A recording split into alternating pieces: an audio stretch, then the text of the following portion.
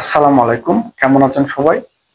প্রবাসীদের সমস্যা আর গল্পের বই পড়া এই দুইটাই এক। কারণ হচ্ছে আমরা এখান থেকে যত সমস্যার কথা বলি না কেন, আমাদের দেশের মানুষরা কখনোই নিজ থেকে সচেতন হওয়ার চেষ্টা করবে না। এই যে দেখেন, গত সোমবার একদিনে শতাধিক বাংলাদেশি অবৈধ বাংলাদেশিদেরকে ফেরত পাঠানো হয়েছে সৌদি আরব থেকে। এখন অনেকে বলতে পারেন যে অবৈধ হলে তো ফেরত পাঠাবে, এটা স্বাভাবিক। দেখেন, আমার কথা হচ্ছে যে অবৈধ কেন হচ্ছে কিংবা কিভাবে হচ্ছে এটা আপনাদের জানা উচিত না? আপনারা কি একটাবার চিন্তা করেন না যে মানুষ বিদেশে যাওয়ার পর কেন অবৈধ হয়? এই যে দেখেন, এখন যেটা হচ্ছে সৌদি আরবে কিংবা এখন যে বর্তমান পরিস্থিতি, কিছু মানুষকে যে হুরুপ দিয়েছে কিংবা যেটা বলেন ফাইনাল এক্সিট দিয়েছে, তারা বলতে পারে না যে তাদেরকে কেন এক্সিট দিয়েছে কিংবা তাদের কি সমস্যা।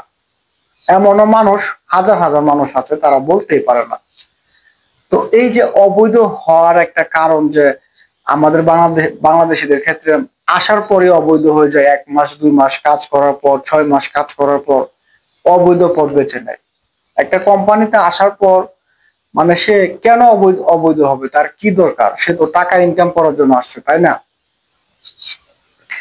দেখেন, আমি আপনাদেরকে বলি, আমি যেহেতু সৌদি আরবে আছে, আমি কিন্তু মোটামুটি সবকিছু জানি। কারণ হচ্ছে যে আমি হচ্ছে প্রবাসীদের, আমি যখন যেখানে যাই আমি প্রতিটা প্রবাসীর সাথে কথা বলি এবং এক একজনকে আমি এক এক প্রশ্ন করি যে তাদের কি সমস্যা কিংবা কেন এরকম হচ্ছে। আমি সবার সাথে কথা বলার চেষ্টা করি। তো এই বিষয়ে আমার মোটামুটি আমি যেটা জানি, আমি মনে করি যে ওইটাও যদি সবাই জানে, আমি মনে করি যে নিজ থেকে সচেতন হওয়ার চেষ্টা করবে।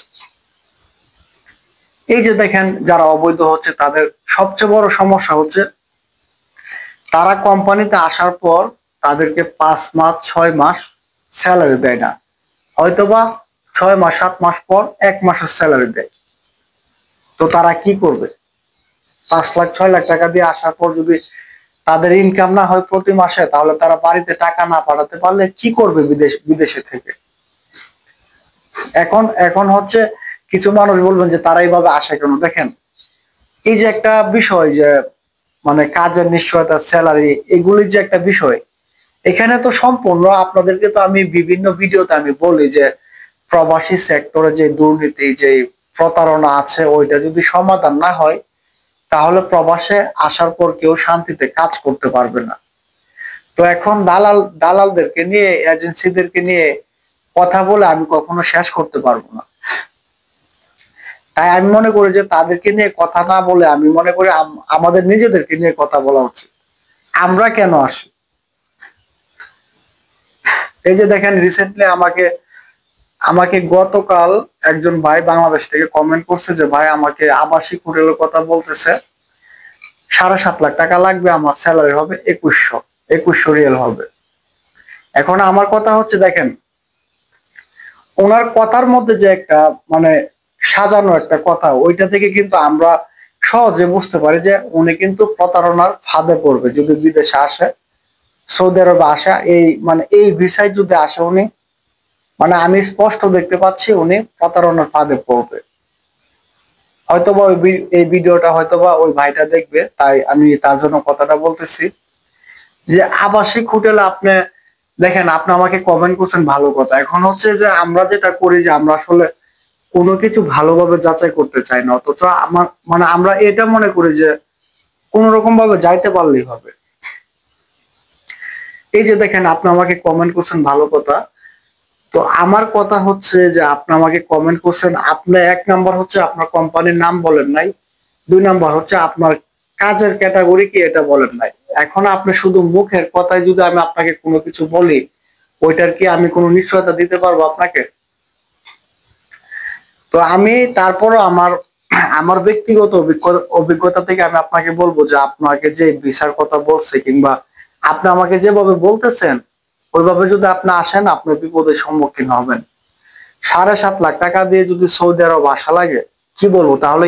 ইউরোপে মানে যাইতে সমস্যা কি? যদিও অনেক সমস্যা আছে, আমার কথা হচ্ছে সৌদি আরবে আসতে কেন আপনারা এত টাকা দিয়ে আসবেন? আমি আপনার উদ্দেশ্যে একটি কথা বলবো যে দেখেন, যারা আবাসিক হোটেলে আসেন কিংবা যে বিশেষ করে আবাসিক হোটেলে যারা আসবেন অবশ্যই ইন্টারভিউ দিয়ে আসবেন। ইন্টারভিউ দিয়ে আসলে যেহেতু বাংলাদেশের সিন্ডিকেট আছে, বাংলাদেশের সিন্ডিকেটের পরিমাণ অনেক বেশি, তারপরও আমি বলবো সর্বোচ্চ 2.5 লাখ টাকার বেশি কেউ দিবেন না। দেখেন আমি 2.5 লাখ টাকা বলছি, এটার সাথে কিন্তু আমি একমত না, এত টাকাও লাগার কথা না। তারপরও যেহেতু বর্তমান পরিস্থিতি বাংলাদেশের সিন্ডিকেটের হার অনেক বেশি, ওই অনুযায়ী আমি আপনাকে যে অ্যামাউন্টটা বলছি ওইটা যদি হয়, সম্ভব হয়, তাহলে আসেন, আর না হলে আসার দরকার নাই। 7 লাখ 8 লাখ টাকা দিয়ে আপনি আবাসিক হোটেলে আসবেন, আসার পর আপনাকে কি কাজে দেবে কিংবা আপনার স্যালারি কি ওইটা থাকবে কিনা কোনো নিশ্চয়তা আপনি পাবেন না।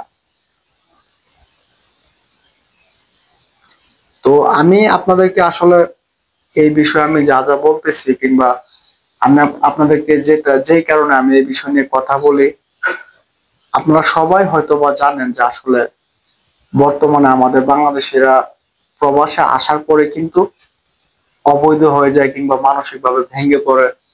তো এখানে দেখেন, এখানে আসলে কথা বলে কিন্তু কোনো কিছু করা যাবে না, আর কথা বললে কোনো কিছু হবে না, এটা আমিও জানি। তারপরে হয়তো বা আপনারা যদি কথাগুলি বুঝেন, অন্তত পক্ষে নিজেরা একটু সচেতন হতে পারবেন।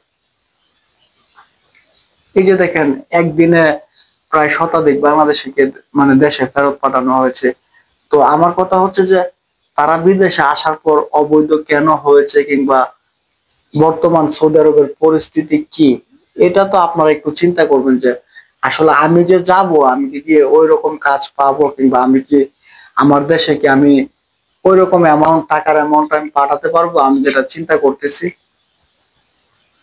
আমি সবাইকে একটা কথাই বলবো যে আপনারা, আমি আজকের এই ভিডিওতে আমি শুধু আপনাদেরকে দুইটা কথা বলবো। আমি প্রায় সময় কথাটা বলি যে আপনার যদি স্যালারি 1800 রিয়ালের কম হয় তাহলে আপনি সৌদি আরব আসবেন না, যদি 1800 রিয়াল হয় তাহলে আপনি আসেন। আর আসার খরচ বাবদ যদি সর্বোচ্চ 2 থেকে 2.5 লাখ টাকার মধ্যে হয় তাহলে আসেন, আর না হলে আসার দরকার নেই। এখন এখন আপনারা অনেকেই হয়তো বা আমার এই কথার সাথে একমত হবেন না যে ভাই আপনার কথা আসলে আপনি শুধু কথা বলেন, কারণ হচ্ছে আপনার কাজ কথা বলা, আপনি শুধু কথা বলতে পারবেন। তো এটা আপনি চিন্তা করতে পারেন, কিন্তু আমার এই কথাটা যদিও আপনার কাছে এখন ভালো লাগবে না, কিন্তু আপনার বিদেশে আসার পর কেউ যদি আমার এই ভিডিওটা দেখে থাকেন কিংবা আমার চ্যানেলের ভিডিও দেখেন, আমি মনে করি বিদেশে আসার পর আমার সব কথাগুলি আপনাদের মনে টাচ করবে যে আসলে আমি যে কথাগুলি বলতাম ওই কথাগুলি আসলে মূল্যবান ছিল। তো আমি আসলে ভিডিওতে অনেক বেশি কথা বলি কিংবা আমি বেশি কথা বলার কারণ হচ্ছে দেখেন আমি ইউটিউবে আসার আমার অন্য কোনো মানে কারণ কিংবা কোনো কিছু নাই। আমি আসছি শুধু দেশের মানুষকে সচেতন করার জন্য এবং প্রবাসী সেক্টর নিয়ে কোনো কিছু করা যায় কিনা এটা দেখার জন্য। তো এখন এভাবে কথা বললে, বেশি কথা বললে হয়তো অনেকে মাইন্ড করতে পারে। তো আমার কথা হচ্ছে যে আমি আমার জায়গা থেকে আমি চেষ্টা করব মানুষকে বোঝানো। এখন বোঝানোর জন্য যদি আমার বেশি কথা বলতে হয় আমি বেশি কথাই বলবো, আর তাতে যদি কেউ কষ্ট পায় তাহলে আমার করার কিছু নাই। কারণ হচ্ছে দেখেন আমি আমি এমন একটা মানে চিন্তা ভাবনা করেছি যে আমি চেষ্টা করব কথার মাধ্যমে কিংবা বর্তমানে যেহেতু সোশ্যাল মিডিয়ার যুগে সবাই অ্যাক্টিভ থাকে সোশ্যাল মিডিয়ায়, চেষ্টা করব কথার মাধ্যমে মানুষকে সত্য সত্য প্রকাশ করার জন্য অথবা মানে সত্য প্রচার করার জন্য। এখন তাতে যদি আমার বেশি কথা বলতে হয় তাহলে তো আমার বলাই লাগবে। এমনকি আমার যদি কখনো সম্ভব হয়, আমাকে যদি সবাই সাপোর্ট করে, আমি এটা নিয়ে বাস্তবমুখী উদ্যোগ নেওয়ার চেষ্টা করব, যেখানে সরাসরি মানুষকে বোঝানো হবে যে প্রবাসে কেন সমস্যা হয় কিংবা কিভাবে যাওয়া উচিত। তো ওইটার জন্য অবশ্যই কিন্তু আমার ওই রকম একটা পজিশনে যেতে হবে। আমি যদি প্রবাসীদেরকে নিয়ে কিংবা প্রবাসী সমস্যা নিয়ে আমি কথা বলতে চাই, বাস্তবমুখী কথা বলতে চাই, যেমন আমি এখন অনলাইনে যে ইউটিউবে আমি যে ভিডিওগুলি করি কিংবা আমি যে কথাগুলি বলি ওইগুলি যদি আমি সবার মাঝে মানে প্রচার করতে পারি কিংবা সবাইকে যদি আমি সরাসরি এটা বোঝাতে পারি তাহলে কিন্তু প্রবাসী সেক্টরের যে সমস্যা এটা কিন্তু সমাধানে অনেকটাই সহজ হয়ে যাবে সমাধানের, কারণ তখন সবাই কথা বলতে বাধ্য হবে।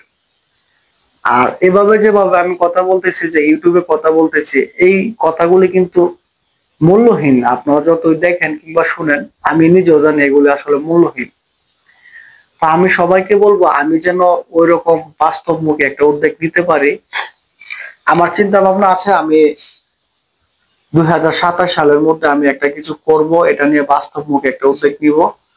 প্রয়োজনে আমার এই চ্যানেলে যারা আমার সাবস্ক্রাইবার আছেন, দেখেন আমার যেহেতু একটা ইউটিউব চ্যানেল আছে, তো আমি মনে করি যে এই চ্যানেলটা যারা সাবস্ক্রাইব করবেন, বাংলাদেশের প্রতিটা গ্রাম, প্রতিটা জেলা, প্রতিটা ডিস্ট্রিক্ট, মানে সব জায়গা থেকে কিন্তু আমার চ্যানেলে সাবস্ক্রাইবার থাকবে। তো সেক্ষেত্রে আমার চিন্তা ভাবনা আছে যে আমার চ্যানেলটা যদি বড় হয়, ওইটা নিয়ে আমার চ্যানেলে যে সাবস্ক্রাইবার আছেন, আমি সবার সাথে লাইভ মিটিং করে, আমি সবার সাথে কথা বলে, মানে কিভাবে কি করা যায় ওইটা নিয়ে আমি আলোচনা করব। প্রয়োজনে যা যা করতে যা যা লাগে সবকিছু আমি আমার আমার পক্ষ থেকে দেওয়ার চেষ্টা করব। আর দেখেন বর্তমানে যে পরিস্থিতি, সৌদি আরবের যে পরিস্থিতি, আমি মানে মাঝখানে মানে বেশ কিছু কথা বললাম, তার জন্য আসলে সবাই মানে ক্ষমার দৃষ্টিতে দেখবেন। কারণ হচ্ছে মাঝে মধ্যে বলতে হয়, কোনো কিছু করার জন্য আসলে কথা না বলে উপায় নাই। আমি যদি কিছু করতে চাই, ওইটা যদি আমি মানুষকে বোঝাতে না পারি, তাহলে হয়তোবা আমার করাটা হয়তোবা কঠিন হয়ে যাবে। তাই হয়তোবা মাঝে মধ্যে বলি। তো যাই হোক, আজকের ভিডিও তার বেশি কথা বলবো না। একটা কথাই বলবো যে বর্তমান সৌদি আরবের পরিস্থিতি অনেক ভয়াবহ। আপনারা আসার আগে অবশ্যই শতভাগ কাজের নিশ্চয়তা আর ভালো কোম্পানি যদি হয় তাহলে আসেন, আর না হলে আসার দরকার নাই। কারণ হচ্ছে এভাবে হুটহাট করে আসার পর কিন্তু আপনার কপালে হাত দিতে হবে, তাছাড়া কোনো উপায় থাকবে না। আর প্রবাসী সেক্টর নিয়ে কিভাবে দুর্নীতি মুক্ত করা যায়, কিভাবে প্রতারণা থেকে বাঁচা যায়, কিংবা কিভাবে প্রবাসী সেক্টরটাকে সহজ করা যায়, এটা নিয়ে আমরা সবাই যেন একত্রিত হতে পারি। তার জন্য আমাদের জন্য, সবার জন্য সবাই দোয়া করব। তো সবাইকে অসংখ্য ধন্যবাদ, সবাই ভালো থাকবে।